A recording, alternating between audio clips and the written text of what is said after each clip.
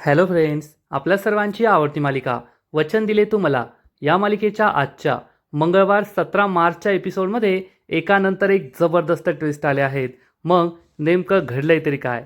तर फ्रेंड्स, दिव्याने पुन्हा एकदा ऊर्जाचा विश्वासघात केलाय आणि ऊर्जाचे बँक अकाउंटचे डिटेल्स हर्षवर्धनपर्यंत पोहोचवले आहेत.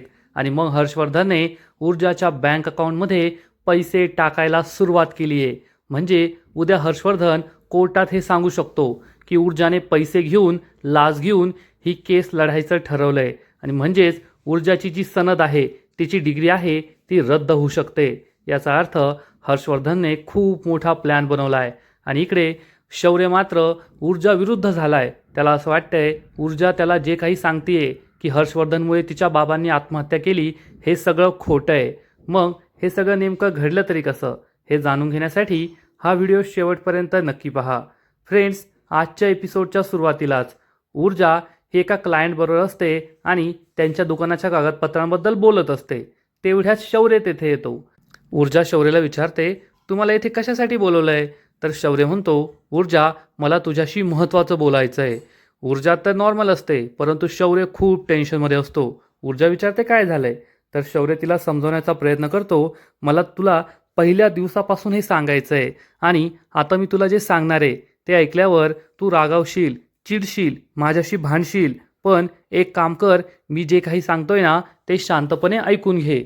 ऊर्जा विचारते, शौर्य, नेमकं काय झालंय? तू एवढ्या टेन्शनमध्ये का आहेस? शौर्य म्हणतो, मला तुझ्याशी हर्षवर्धन जहागीरदारबद्दल बोलायचं आहे. हे ऐकून ऊर्जाला मोठा धक्काच बसतो. ऊर्जा चिडून विचारते, तुला त्या हर्षवर्धन जहागीरदारबद्दल काय बोलायचं आहे? शौर्य म्हणतो, एक खूप महत्त्वाची गोष्ट आहे.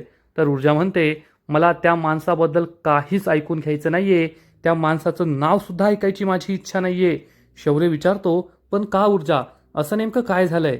तर ऊर्जा म्हणते, शौर्य, मी तुला आधीच सांगितलं होतं, हर्षवर्धन जहागीरदारमुळे माझ्या बाबांनी आत्महत्या केली आहे. शौर्य विचारतो, ऊर्जा, मला तुला हेच विचारायचंय, तू असं का बोलतेस? त्यांनी नेमकं काय केलंय? तर ऊर्जा म्हणते, त्या हर्षवर्धन जहागीरदारमुळे माझ्या बाबांच्या आयुष्यात खूप अडचणी आल्या आणि आज माझ्या घरची जी परिस्थिती आहे ना, ती फक्त त्या हर्षवर्धनमुळेच आहे. शौर्य विचारतो, ऊर्जा, मला स्पष्टपणे सांग. ऊर्जा सांगते, त्या हर्षवर्धनने माझ्या बाबांना चुकीच्या पद्धतीने कोर्टात हरवलं. त्यानंतर माझ्या बाबांची सनद काढून घेतली, बार काउन्सिलमधून त्यांना काढून टाकलं आणि त्यांच्यासमोर कोणताच मार्ग नाही ठेवला. त्यांचं जगण्याचं साधन त्यांच्याकडून काढून घेतलं. त्यामुळे माझ्या बाबांना आत्महत्या करावी लागली. माझ्या बाबांच्या आत्महत्येला तो हर्षवर्धन जहागीरदारच जबाबदार आहे. हे सगळं ऐकून शौर्याला मोठा धक्काच बसतो. शौर्य विचारतो, मग ही केस तू फक्त सुडासाठी लढतीये का? तर ऊर्जा सांगते, नाही शौर्य, मला त्या हर्षवर्धनचा सूड घ्यायचा आहे म्हणून मी ही केस नाही लढते, तर मी न्यायासाठी ही केस लढतीये. त्या हर्षवर्धनने चुकीच्या गोष्टींचा वापर करून माझ्या बाबांची सनद काढून घेतली, त्यांना कोर्टात हरवलं, त्यांना अपमानित केलं. परंतु मी सत्याची बाजू घेऊन, न्यायाची बाजू घेऊन त्या हर्षवर्धनला कोर्टात हरवणार आणि त्याला दाखवून देणार की आपण दुसऱ्यांबरोबर जे काही करतो त्यामुळे आपल्याबरोबर काय होतं आणि आपल्याबरोबर तीच गोष्ट झाल्यावर कसं वाटतं ते. हे सगळं ऐकून शौर्यला जबर धक्काच बसतो आणि शौर्य विचार करतो, ऊर्जा, तू ती ऊर्जा नाहीये जिच्यावर मी प्रेम करतो, जी नेहमी हसते, स्माईल करते, खुश राहते, गाणी म्हणते. तर ही वेगळीच ऊर्जा आहे आणि तुझ्या डोळ्यातला विखार पाहून तुला माझ्या बाबांबद्दल काही सांगण्याची माझी हिंमत नाहीये. माझ्या तोंडातून एक शब्दही फुटत नाहीये. ऊर्जाचा हा रुद्रावतार पाहून शौर्य चांगलाच घाबरतो आणि ऊर्जा हर्षवर्धनबद्दल जे काही म्हणाली यावर सुद्धा त्याचा विश्वास बसत नाही. हर्षवर्धनचं नाव ऐकून मात्र ऊर्जा खूप चिडलेली असते. आणि इकडे दिव्या ही ऊर्जाच्या घरी असते आणि तेवढ्यात तेथे परब काकू येतात आणि त्या म्हणतात, मला माळावरून एक डबा काढायचा आहे, तेवढा काढून देतेस का? तर दिव्या म्हणते, मी. पूर्वा तिला सांगते, तू नको जाऊ, मी जाते. पूर्वा ही काकूंबरोबर निघून जाते आणि या संधीचा फायदा दिव्या उचलते. दिव्या लगेच कपाट उघडते आणि ऊर्जाचे काही डिटेल्स मिळत आहे का ते शोधण्याचा प्रयत्न करते. तिच्या हाताला एक फाईल लागते आणि या फाईलमधून ऊर्जाचं बँकचं पासबुक खाली पडतं. हे बँक पासबुक पाहून दिव्याला खूप आनंद होतो आणि दिव्या लगेचच या पासबुकचे फोटोज काढून घेते आणि आपल्या मोबाईलमध्ये हे फोटो सेव्ह करते. तेवढ्यात पूर्वा तेथे येते. दिव्या चांगलीच घाबरते, पूर्वा ही बाहेर एका काकूंशी बोलून आतमध्ये येते, तोपर्यंत दिव्या ही कपाट लावून कपाटाच्या आरशात स्वतःला पाहत असते. पूर्वा विचारते, दिव्या तू काय करतेस? तर दिव्या म्हणते, आई मला आठवलं, लग्नाआधी मी याच आरशासमोर उभी राहून तयार व्हायचे ना, मला जुने दिवस आठवले. तर पूर्वा म्हणते, या घरातून जायची घाई तुलाच होती. दिव्या म्हणते, ठीक आहे आई, मी निघते आता. तर पूर्वा म्हणते, असं कसं, तू आत्ता आली आहे, मी काहीतरी खायला बनवते. दिव्या म्हणते, नको आई, मला आहे ना खूप महत्त्वाचं काम आहे, मी जातीये. तर पूर्वा तिला थांबवते आणि विचारते, दिव्या खरं खरं सांग, तू असंच आली होतीस ना? दिव्या घाबरून म्हणते, हो आई, मी असंच आले होते, मी येईल ना नंतर. असं म्हणून दिव्या तेथून पळ काढते. पूर्वाला कळतच नाही की दिव्या घाईघाईने का गेली. आणि मग रात्र होते, शौर्य घरी आलेला असतो आणि आज ऊर्जा काय काय बोलली हे सगळं तो आपल्या आजीला सांगतो. आजीला सुद्धा जबर धक्काच बसतो. शौर्य म्हणतो, आजी, त्यानंतर एकही शब्द बोलण्याची माझी हिंमतच झाली नाही. काय बोलावं मला ते कळलंच नाही. आणि आजी ही शौर्यला जाब विचारते, शौर्य, तुला माहीत होतं ना की ऊर्जा तुला बोलली आहे की तिच्या बाबांचा मृत्यू हर्षवर्धनमुळे झाला आहे, त्यांच्या आत्महत्येला हर्षवर्धन जबाबदार आहे, मग तू मला हे का नाही सांगितलं? तर शौर्य म्हणतो, आजी, माझा त्यावर विश्वास नाही आहे. कोणालाही आत्महत्येला प्रवृत्त करणं हा गुन्हा आहे आणि बाबा स्वतः वकील असताना ते असं का करतील? तर आजी म्हणते, पण ही गोष्ट ऊर्जाच्या आईने तिला सांगितली आहे, मग तिची आई खोटं का बोलेल? तर शौर्य म्हणतो, ऊर्जाने मला असं सांगितलं, तिच्या बाबांची वकिलीची सनद काढून घेतली. कोण असं करू शकतं का? तर आजी सांगते, करू शकतं ना. जर एखादी वकील ही करप्ट असेल किंवा गुन्हेगार असेल तर त्यांची वकिलीची सनद काढून घेतली जाते. शौर्य म्हणतो, पण ऊर्जाचे बाबा हे करप्ट असतील किंवा गुन्हेगार असतील असं मला वाटत नाही. आजी म्हणते, मग ऊर्जाची आई खोटं बोलते असं सुद्धा तुला वाटायला नको.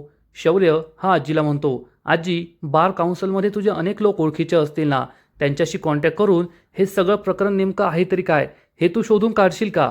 आजी म्हणते, हो तसं करावंच लागेल, पण तोपर्यंत आपण कोणताही निर्णय घ्यायला नको. एकतर ऊर्जाची आई खोटं बोलतीये असंही म्हणायला नको किंवा हर्षवर्धन गुन्हेगार आहे, हर्षवर्धनमुळे हे सगळं झालंय असा सुद्धा विचार करायला नको. आता आपल्याला शांत राहायला हवं. शौर्य म्हणतो, हो आजी, मला कळतच नाहीये, मी ऊर्जाशी काही बोलूच शकलो नाही कारण मला तिच्याशी वाद घालायचा नव्हता की हर्षवर्धन असं करू शकत नाही. मला तर असं वाटतंय, ज्या दिवशी ऊर्जाला हे कळेल ना की मी हर्षवर्धनचा मुलगा आहे, त्या दिवशी सगळं संपेल. मी तिला कितीही समजावण्याचा प्रयत्न केला तरी ती माझ्याशी लग्न करणार नाही, माझ्याशी कोणतेही संबंध ठेवणार नाही. तेव्हा आजी त्याला समजावून सांगते, हो शौर्य, सध्याची परिस्थिती तशीच आहे. ऊर्जा तुला जे काही म्हणाली आहे की तिच्या बाबांची आत्महत्या हर्षवर्धनमुळे झाली आहे, हर्षवर्धनने त्यांच्या विरुद्ध कट कारस्थान केलं आहे आणि जर या सगळ्या गोष्टी खऱ्या असतील तर तुझ्या आणि ऊर्जाच्या नात्याला खूप मोठा तडा जाईल, एवढं मात्र नक्की. पण आपण सगळं सत्य शोधून काढूया की नेमकं काय घडलं होतं आणि मग त्यानंतरच पुढे काय करायचं हे ठरवू. पण तोपर्यंत तू ऊर्जाशी काहीही बोलायचं नाहीये, तू शांत राहायचंय आणि ऊर्जाला बाहेरून तुझं सत्य कळायला नको यासाठी सुद्धा तू प्रयत्न करायला हवेत. कारण जर ऊर्जाला हे बाहेरून समजलं तर तुझ्यासाठी खूप मोठा प्रॉब्लेम होईल आणि ऊर्जाला असं वाटेल की तू तिचा विश्वासघात केलाय. शौर्यला सुद्धा हीच भीती वाटत असते, जर मी ऊर्जाला सांगायचं नाहीये की मी हर्षवर्धनचा मुलगा आहे, मग ऊर्जाला हे सत्य बाहेरून सुद्धा कळायला नको, ऊर्जाला माझं खरं नाव, माझ्या वडिलांविषयी काहीच कळायला नको असा विचार शौर्य करतो आणि खूप टेन्शनमध्ये असतो. फ्रेंड्स, एकूणच शौर्यसाठी ही खूप मोठी परीक्षेची वेळ आहे, एवढं मात्र नक्की, आणि तो चांगलाच टेन्शनमध्ये सुद्धा आलाय. तर इकडे ऊर्जा तिच्या घरी असते आणि तिचं काम करत असते. पण काम करत असताना तिला आठवतं की आज शौर्य तिला भेटला होता आणि शौर्याने हर्षवर्धनचा विषय काढला होता. मला हर्षवर्धनविषयी काहीतरी बोलायचं आहे असं तो म्हणाला. मग हर्षवर्धन आणि शौर्याचा काय संबंध असेल? मी हर्षवर्धनबद्दल बोलले आणि त्यानंतर शौर्याने पुढे विषय काही काढलाच नाही, तो काही बोललाच नाही. हाच प्रश्नसुद्धा तिला पडतो. आणि शौर्य आणि हर्षवर्धनचा नेमका काय संबंध असेल? शौर्याला त्याच्याबद्दल काय बोलायचं असेल हाच विचार ऊर्जा करत असते. तेवढ्यात पूर्वा तेथे येते आणि विचारते, काय ग ऊर्जा, आज तुला कसलं एवढं महत्त्वाचं काम आहे? तू माझ्याशी काही बोलली सुद्धा नाहीये घरी आल्यापासून आणि काही नीट खाल्लं सुद्धा नाहीये, चल जेवण करून घे. तर ऊर्जा म्हणते, नाही आई, मला नाही जेवायचंय. पूर्वा म्हणते, काय झालं, तुझ्या जेवणाला काय उन्हाळा लागला की काय? तुला काही गोड हवंय का? तूप पोळी वगैरे तसं काही देते करून. ऊर्जा म्हणते नको आई, मला काही नको आहे. तर पूर्वा म्हणते तुमच्या मुलींचं तर मला काही कळत नाही. ती दिव्यासुद्धा तुझ्याच सारखी. आज मी तिला किती म्हणाले काहीतरी खाऊन जा, पण न खाताच गेली. असं म्हणून पूर्वा जाऊ लागते. ऊर्जाला मोठा धक्काच बसतो. ऊर्जा आईला थांबवते आणि विचारते आई, आज दिव्या इथे आली होती? पूर्वा सांगते हो, आज दुपारी ती इथे आली होती. मस्त गप्पा मारल्यात आम्ही. ऊर्जाला आश्चर्य वाटतं. ऊर्जा विचारते ती येथे कशासाठी आली होती? पूर्वा सांगते ती तर म्हणाली सहजच आली आहे गप्पा मारायला. ऊर्जा विचारते पण आत्ता तर होळीला आली होती, मग एवढ्या लवकर कशी आली? पूर्वा सांगते होळीला तिला पुरणपोळीचा डबा दिला होता ना, तोच परत द्यायला आली होती. तर ऊर्जा म्हणते आई, मला तुला बोलायचंच होतं, पण तू त्या दिव्यावर जास्त विश्वास ठेवतीये. ती दिव्या एक नंबरची खोटाडी आहे, स्वार्थी आहे. तिच्यावर तू विश्वास ठेवू नको. पूर्वा म्हणते तू असं का बोलतेस? ती तुझी सख्खी बहीण आहे आणि तुझ्याबरोबर एवढं सगळं काही घडलं. तुझा व्हिडिओ तिने पाहिला म्हणून काळजी वाटली, त्यासाठी ती आली असेल. तर ऊर्जा विचारते ती त्याबद्दल काही बोलली का? पूर्वा सांगते हो, म्हणत होती की माझ्या अंगावर काटा आला, मला खूप वाईट वाटलं, काळजी वाटली म्हणून मी भेटायला आले, तुझ्याबद्दल चौकशी करत होते. ऊर्जा पूर्वाला समजावून सांगते मग इतकी वर्ष ती आपल्यापासून दूर होती, आपल्याला एकदाही भेटायला नाही आली, तेव्हा तिला आपली काळजी नाही वाटली का? आई, तुला खरं सांगते, तू त्या दिव्यावर विश्वास ठेवू नको. ती एखाद्या हेतूशिवाय आपल्या घरी आली असेल यावर माझा विश्वास बसत नाहीये. ते एक नंबरची लबाड मुलगी आहे. पण पूर्वाला हे पटत नाही. पूर्वा ऊर्जाला समजवण्याचा प्रयत्न करते. तू ये ना, थोडा जास्त विचार करतीयेस, अविचार करतीये, एवढा विचार करू नको. ऊर्जा पूर्वाला समजवण्याचा प्रयत्न करते. आई, तू भोळी आहेस आणि विचारच करत नाहीये. पण मला माहितीये की दिव्या इथे आली याचा अर्थ नक्कीच तिचा काहीतरी हेतू असेल. ती काहीतरी माहिती काढायला आली असणार, एवढं मात्र नक्की. पूर्वा म्हणते उलट दिव्या तर माफी मागत होती की मागच्या वेळेस ती आली, तिने वाद घातला, त्यासाठी ती सॉरी बोलत होती. ऊर्जाला हे पटत नाही आणि ऊर्जा म्हणते नाही आई, मला हे काही पटत नाहीये. आणि ती दिव्या इथे का आली असेल याचाच विचार करू लागते. दुसऱ्या दिवशी सकाळी दिव्या हर्षवर्धनच्या ऑफिसमध्ये पोहोचते. तेव्हा तेथील एक असोसिएट दिव्याला विचारते बोला मॅडम, काय काम आहे तुमचं? तर दिव्या सांगते मला हर्षवर्धन जहागीरदार यांना भेटायचं आहे. ही असोसिएट विचारते तुम्ही अपॉइंटमेंट घेतली आहे का? तर दिव्या एकदम मास दाखवत म्हणते अपॉइंटमेंट? मला अपॉइंटमेंटची काय गरज आहे? असोसिएट विचारते म्हणजे? तर दिव्या सांगते मी सून आहे त्यांची. हर्षवर्धन जहागीरदार माझे सासरे आहेत. या असोसिएटला काहीच कळत नाही. ती विचारते सून म्हणजे? तर दिव्या सांगते तुमचे आदित्य सर आहेत ना, त्या आदित्य सरांची बायको आहे मी. आणि हे ऐकल्यावर ही असोसिएट म्हणते पण आदित्य सर तर येथे नाहीये, ते कोर्टात गेले आहेत. दिव्या म्हणते मला त्यांना भेटायचं सुद्धा नाहीये, मला हर्षवर्धन सरांना भेटायचंय. ते आहेत ना, मला त्यांचं केबिन दाखव, मी जाते. तर ही असोसिएट म्हणते सॉरी मॅम, मला त्यांना कॉल करून विचारावं लागेल. दिव्या चिडून म्हणते कॉल करायची काय गरज आहे, मी त्यांची फॅमिली मेंबर आहे, मला फक्त केबिन दाखव, मी जाते. असं दिव्या अतिशय उद्धटपणे म्हणते. तर ही असोसिएट म्हणते सॉरी मॅम, प्रोटोकॉल आहे, फॅमिली मेंबर आले तरीसुद्धा त्यांना विचारल्याशिवाय आम्ही कोणालाही त्यांच्या केबिनमध्ये नाही पाठवू शकत. दिव्याला खूप राग येतो. दिव्या म्हणते ठीक आहे, मग कॉल करून विचारा. ही असोसिएट हर्षवर्धनला कॉल करते आणि म्हणते सर, दिव्या तुम्हाला भेटायला आली आहे. हर्षवर्धन विचारतो कोण दिव्या? असोसिएट सांगते सर, दिव्या आदित्य सरांची बायको, तुमची सून. हर्षवर्धनला मोठा धक्काच बसतो. ही येथे का आली आहे हा प्रश्न हर्षवर्धनला पडतो आणि तो म्हणतो ठीक आहे, त्यांना आतमध्ये पाठव. असोसिएट दिव्याजवळ येऊन म्हणते मॅम, तुम्हाला आतमध्ये बोलवलंय. दिव्या अगदी तोऱ्यात आतमध्ये निघून जाते. बाकीचे असोसिएट या असोसिएटला विचारतात कोण होती ही अरेगॉन्ट क्लायंट? तर ही असोसिएट सांगते क्लायंट नव्हती, हर्षवर्धन सरांची सून आहे. तर सगळ्यांनाच आश्चर्य वाटतं. सगळे म्हणतात इकडे आदित्य सर तर किती चांगले आहेत आणि त्यांची बायको अशी कशी? तर ही असोसिएट म्हणते त्यामुळेच त्यांची ओळख आपल्याशी करून दिली नसेल, कारण ही अशी अरोगंट आहे म्हणून. तर दिव्या हर्षवर्धनच्या केबिनमध्ये येते. हर्षवर्धन तिला जाब विचारतो तू येथे कशासाठी आली आहे? तर दिव्या सांगते असं काय करताय बाबा, तुम्हीच मला सगळी इन्फॉर्मेशन काढायला लावली होती ना, त्यासाठीच मी आली आहे. हर्षवर्धन चिडून विचारतो मग त्यासाठी ऑफिसमध्ये यायची काय गरज आहे? घरी सांगता येत नाही का?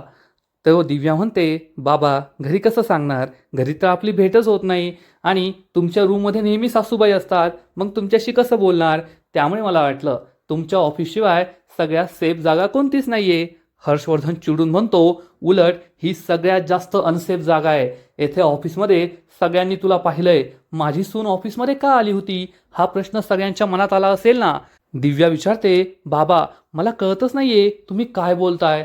तर हर्षवर्धन चिडून म्हणतो, जी गोष्ट आपल्याकडे नाहीये ना ती वापरू नये. तुझ्याकडे डोकं नाहीये ना तर ते वापरू नकोस. दिव्या चिडून म्हणते, बाबा माझ्याकडे डोकं नसताना तर मी तुम्हाला जी माहिती हवी आहे ती कशी आणली असती, ती सुद्धा फक्त एका दिवसात. मला तर ती माहिती कालच मिळाली आहे, पण तुमच्याशी भेट झाली नाही म्हणून जमलं नाही. असं म्हणून ती हर्षवर्धनला एक पेपर देते आणि म्हणते, हे आहेत ऊर्जाचे बँक डिटेल्स. ऊर्जाचे बँक डिटेल्स पाहून हर्षवर्धनला आनंद होतो. दिव्या विचारते, पण बाबा मला एक गोष्ट कळत नाहीये, तुम्हाला ऊर्जाचे बँक डिटेल्स का हवे होते. हर्षवर्धन चिडून म्हणतो, मला प्रश्न विचारायचे नाही. तुला मला प्रश्न विचारायचा हक्क नाहीये हे लक्षात ठेव. दिव्या घाबरून म्हणते, बाबा मी तर असंच विचारत होते, जनरल नॉलेज म्हणून, जास्त काही नाहीये. हर्षवर्धन म्हणतो, विचारलंस ना, तुझं काम केलंस ना. तर दिव्या म्हणते, पण तुम्ही आपली डील विसरू नका. हर्षवर्धन म्हणतो, सगळं माझ्या लक्षात आहे, आता गुपचूप घरी निघायचं. तेवढ्यात एक असोसिएट तेथे येते आणि विचारते, सर दिव्या मॅडमसाठी कॉफी आणि काही स्नॅक्स पाठवायचे का. तर दिव्या म्हणते, हो कॉफी विदाऊट शुगर.